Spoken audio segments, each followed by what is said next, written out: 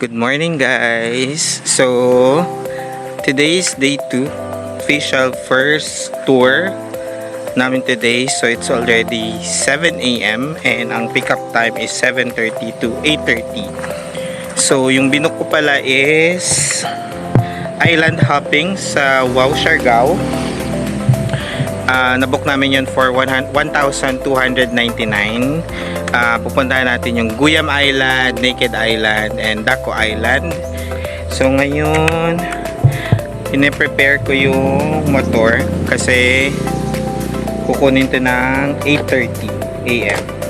Mas okay talaga guys na mag-rent kayo ng motor pag magstay kayo ng matagal dito sa isla kasi sa gabi mahirap makahanap ng masasakyan if you are not checked in along Tourism Road. Dun sa Tourism Road, dun madalas may mga tricycle, but if you will be staying sa malayo sa Tourism Road, mas okay naman rent kayo ng motor. Mas mura yung rent ng motor pag gagamitin nyo siya pag i-rent nyo siya ng more than 3 days. So, samahan nyo ako today guys and let's do island hopping dito sa Siargao. This is Dee and this is your go-to travel essentials in Siargao. Today is Tuesday, so end of day ng Monday. So, I'll show you yung internet connection for mobile data. So, I'll show you Smart and Globe. So, this is the Globe 1. So, mobile data lang yan ng Globe.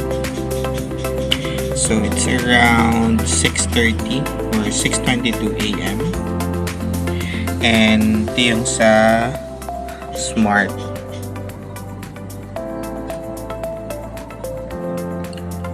Ayan. So, sa Globe, that's the internet speed. Ayan. And then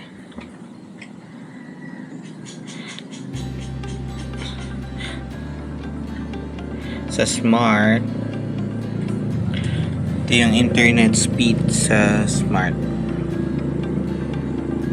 There. So that's around 6:30 pa, end of shift ko na. I'll be logging out at 7 a.m. Manila time. And technically it's our second day, so we will have our first tour today.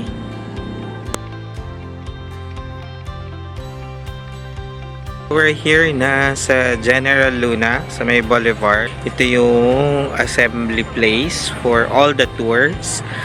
So sinundo kami kanina sa resort ng 7:30 a.m. Sa pickup time is between 7:30 to 8:30 and nasundo kami ng 7:30.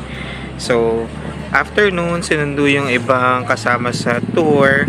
We'll be having a joiners tour for island hopping. So, this is the place.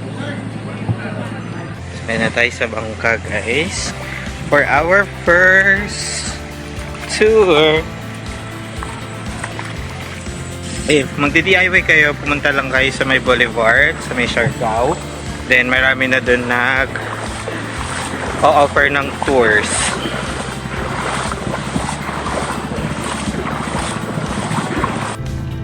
Ayan guys, andito na tayo sa first island, which is the Naked Island. Mag-i-stay lang dito for about 20 to 30 minutes and dito kukunan yung first drone shot nung kasama sa package.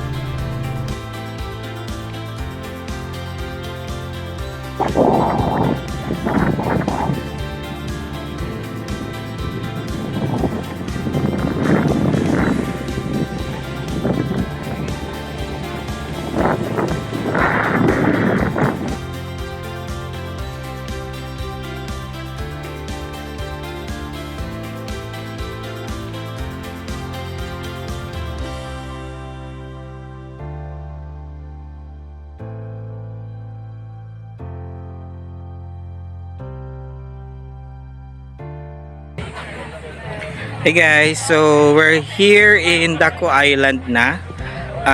So nagstay lang kami sa Naked Island for an hour. And then pumunta na kami dito. Dito na rin kami magla-lunch sa Daco Island. Then after nito, pupunta na ng Guyam Island. Here's our lunch. Kasama guys sa package yung lunch and marami yung serving nila. The food includes barbecue, inihaw na liempo, adobong pusit, cucumber salad, fried chicken, ensaladang talong, and different types of fruits.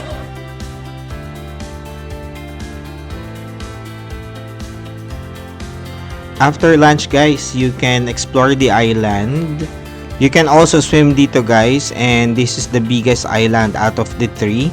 May mga nakatira na rin dito sa Daco Island.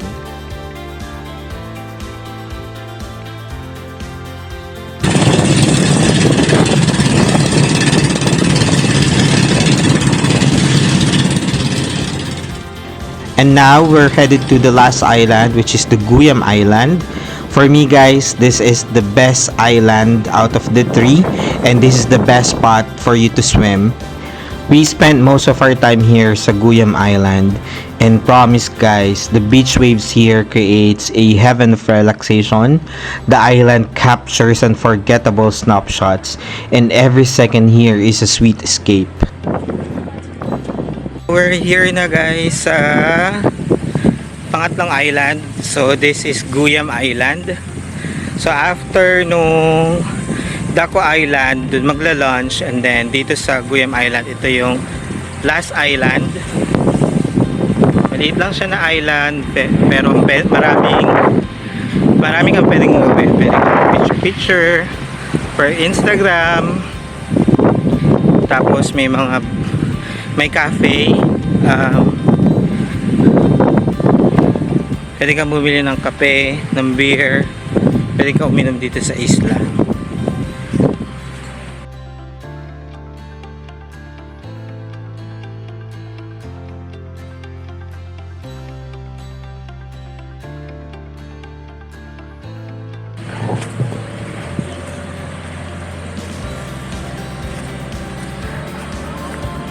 May malaking duyan din dito. Actually, pwede nyo ikutin yung island kasi maliit lang talaga siya. So, may duyan pang surfboard na ginawang duyan. Ayan. Mating kami dito around magwa 1 na. And then, we'll stay here until 2:30.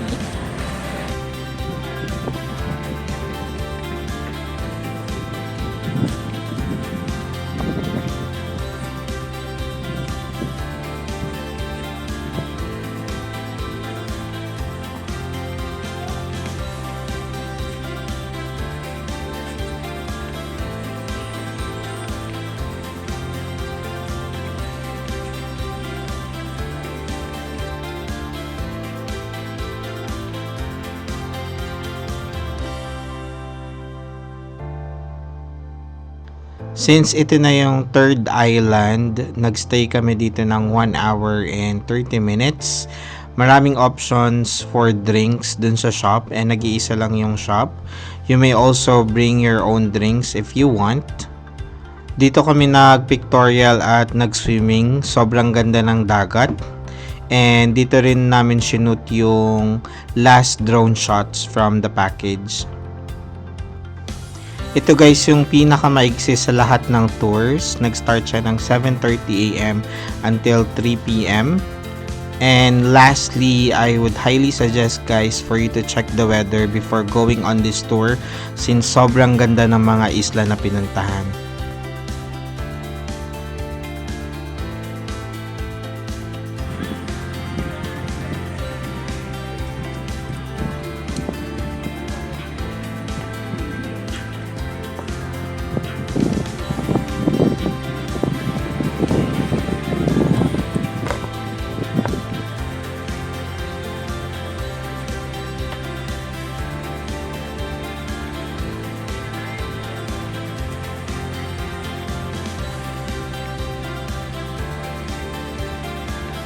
Nakabalik na kami sa villa. So it's 3 PM. Nag-rent kami ulit ng motor for 4 days para hanggang Saturday na. And lalabas kami para maghanap ng food para mamaya kasi may shift pa tayo ng 10 PM. Then tomorrow, free day tayo, pahinga. Maghanap tayo ng mga restaurant and cafe dito sa Siargao. Andito kami ngayon guys sa Tom and Tom's Coffee. Walang kami ng kape para mamaya. May kape na kami pagising kasi gigising kami around 10 for our shift. Wala nang bukas na coffee shop. You can actually work here para sa mga day shift. They open around 7 AM and they close at 11 PM. Ang last call nila is 10:30. They are using Starlink. So you can work here para dun sa mga day shift.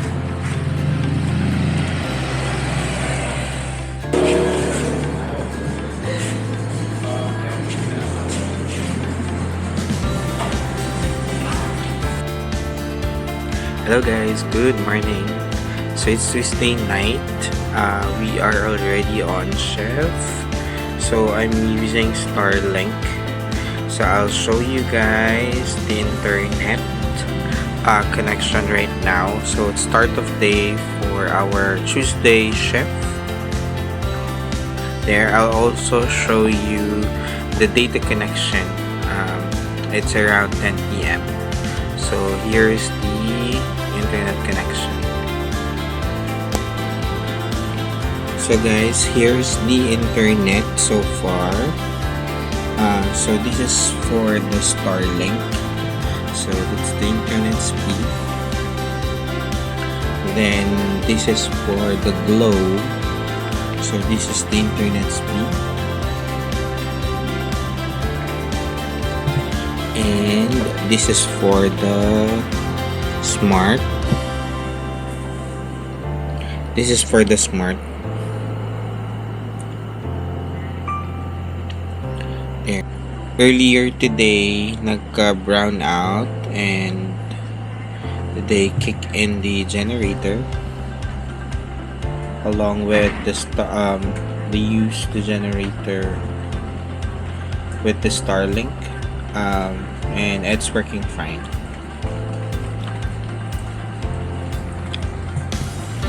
It's end of day for Tuesday shift. It's already 7 AM and wala naman ako naging issue sa Starlink connection. Nakapag-Zoom meeting ako, nakapag-updates ng mga kailangan i-update, nakapag-send ng mga emails sa mga clients. So, overall, the experience is really good dito sa G Villas in terms of connection. And nag-enjoy din ako for the Tri-Island tour today. So, I highly recommend Wow Siargao since they also have drone shots included dun sa package. So, I hope you also had fun watching the vlog and see you on my next Siargao vlogs.